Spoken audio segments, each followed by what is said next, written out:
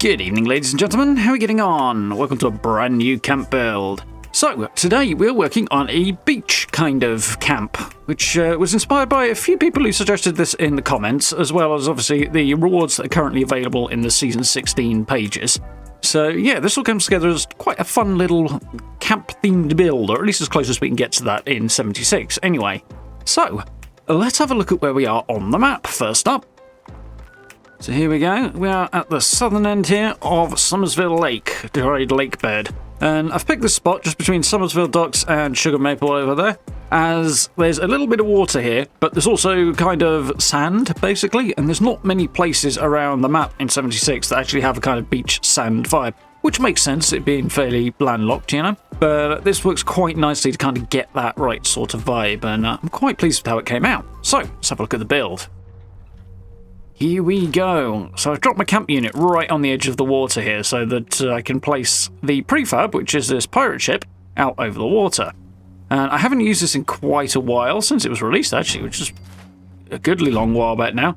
There's two versions of this, the Sea Legs version and the Landlubber version. One's supposed to go on water, the other is supposed to go on land. Turned out the land one went on the water better. I don't know why, but it did. It's a little bit awkward to place though at times, this thing.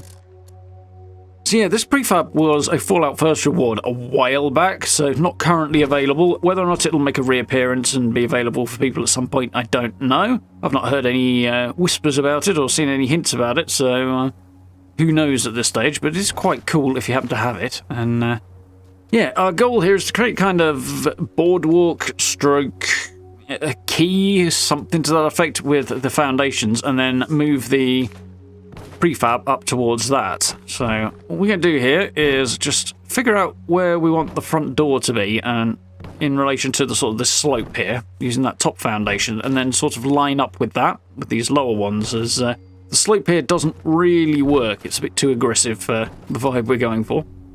But we'll get these foundations lined up, and I can now just line this top one up with, well, I'm actually going to go for the join between two of the foundations, which means it's nice and easy to see where I'm going, but it does have the slight drawback that, technically speaking, things sometimes wind up a little off-centre, especially with this bit of ground, but I'm quite happy with how it worked out nonetheless.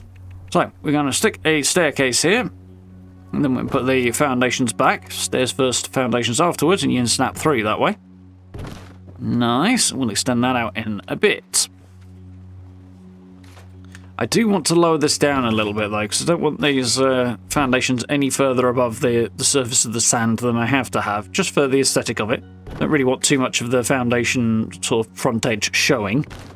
There we go, that's about as close as we're going to get. Now we can look to moving this prefab into place. Normally, I would say with prefabs, put the foundation in first and then move the prefab towards the foundation. In this case, this one's being a bit weird and just not cooperating. It might have something to do with the different base for this prefab. Normally they're a big block of concrete at the bottom of them, which has its own drawbacks, but that works fairly well when you move it towards foundations. This one doesn't seem to want to play. So, what we're going to do is put that one foundation on the end so we've got a marker and something to aim with. And then we're going to move this separately. But it's still being awkward a little bit here. And the major reason for that is we can't see down the side of it and around the back. If you can't move things, sometimes that is the trick. The more of it you can see, the more faces, the more the game seems to be able to figure out what it's doing with things. So it's a useful trick that if you move around the side of things.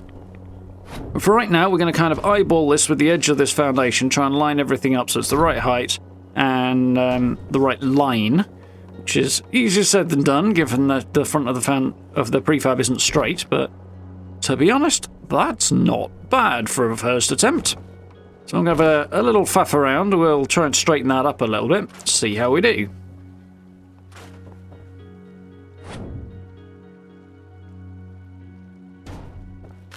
There we go, let's try that. That looks pretty good, I think. Nice.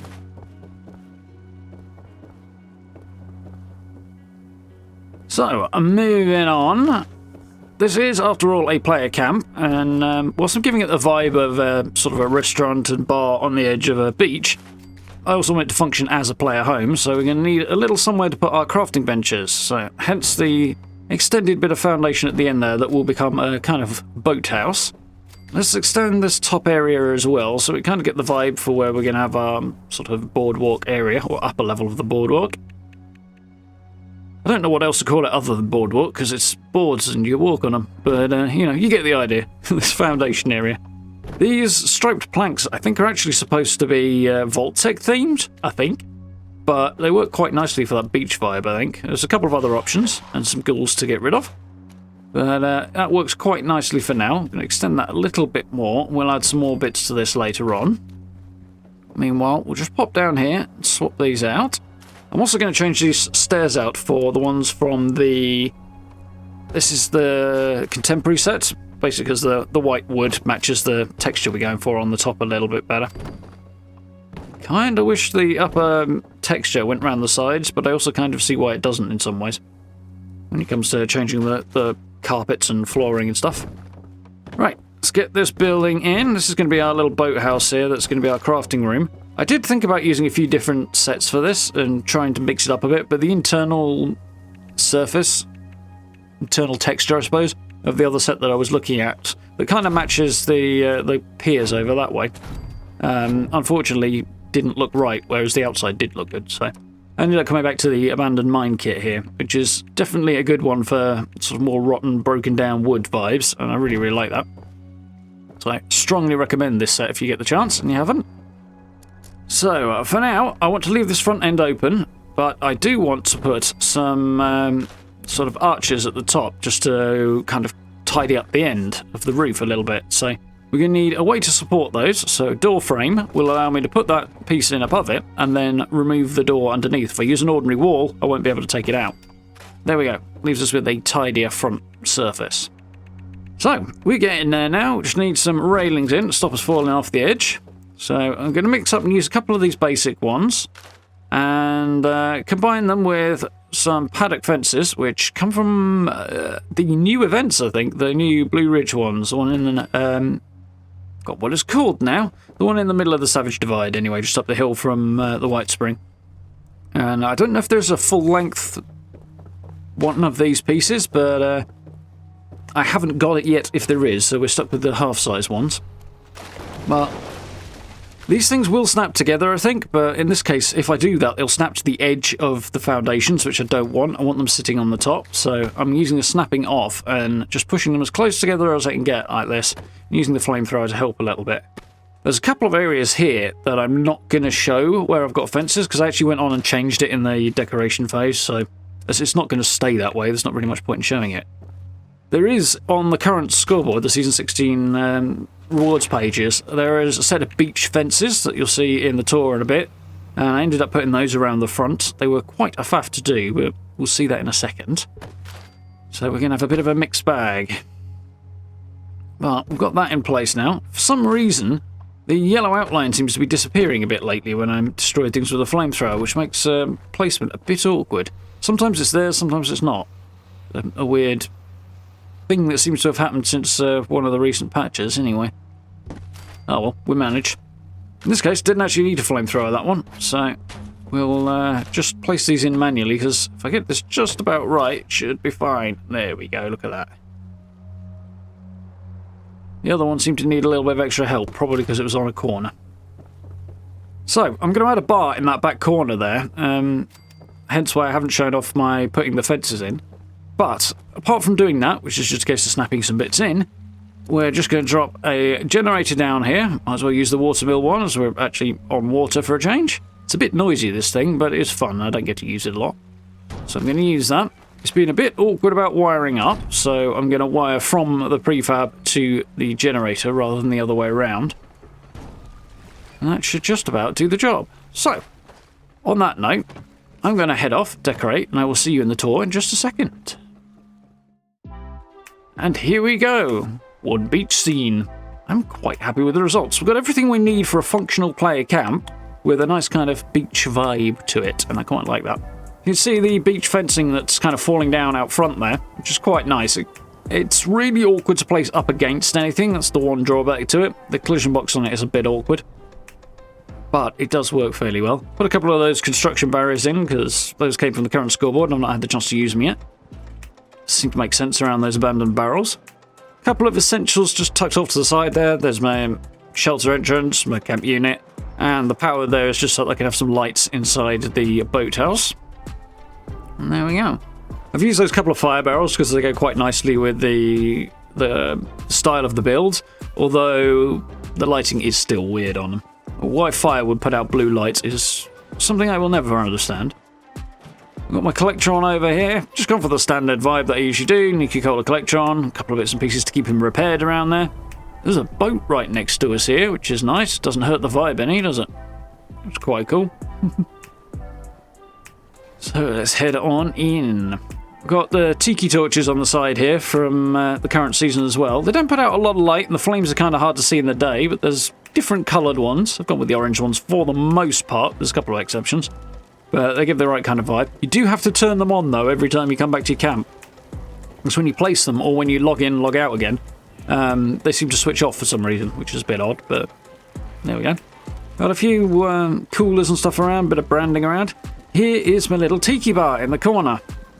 I originally had just a couple of seats here, and then suddenly thought, you know what, little bar out front would be quite nice. So these frames are the pavilion building set, which I think was on the last season, I'm pretty sure it was a scoreboard set.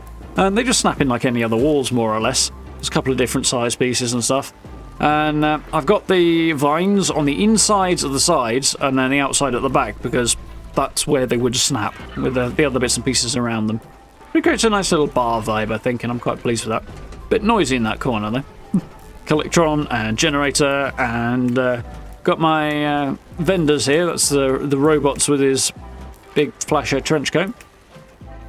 But those are quite fun, those guys, I think. You've got Resident Evil 4 vibes as well. Couple of extra bits and pieces to keep that nautical theme going around our boathouse here. It's got my crafting benches in it. I just stuck that sort of nautical themed junk fence in on the side to kind of hide it a little bit. Because it does, having all the crafting benches, detract a little bit from the beach theme, but yeah, that kind of, it doesn't hide it completely because there's no door or anything, but it does the job okay to kind of just tuck it a bit out of sight. But we do need to have all of this if we want a functional camp. I mean, I could head down to my shelter, but it's a bit of a drag doing that every time you actually want to run down there. So there we go. Nice. Functional crafting space. As I like to, I've got the benches sort of side onto the walls and sticking out into the space rather than just around the outer edges, because it just makes it a bit more of a three-dimensional space. We've got a decent bunch of nautical-themed bits and pieces around there and beach-style decor, as much as we can anyway, so quite happy with that. And we'll head inside the pirate ship prefab. So, last time I used this, long ago, I did make it feel like a restaurant. This time I decided just to go full on and make it player home. Go either way, obviously, but it works quite nicely, and it's nice to have somewhere to store stuff and a little kind of cozy player space. Got my plushies up there. Tried to keep a bit of a nautical vibe going on with the surfboards and things like that. I like this bed for the most part, but the pillow, or the lack of pillow rather, on it drives me around a twist, so I ended up putting the sheepscotch plushie on there just to kind of distract from that fact, which worked quite nicely. Got to have a Sea of Thieves-esque chest there.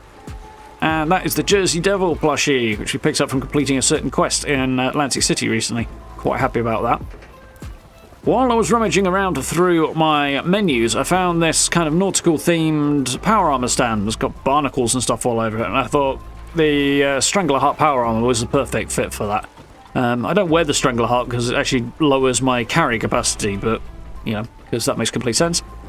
But it does look very cool, so it's nice to put it on display once in a while. Another good option might be picking a bit of a colour contrast for that, because it does blend in a little too well, really. A few surfboards on the wall by a nice little seating area. Don't really know why I felt the need to put the poker chip stool in there, but I did, so there it is.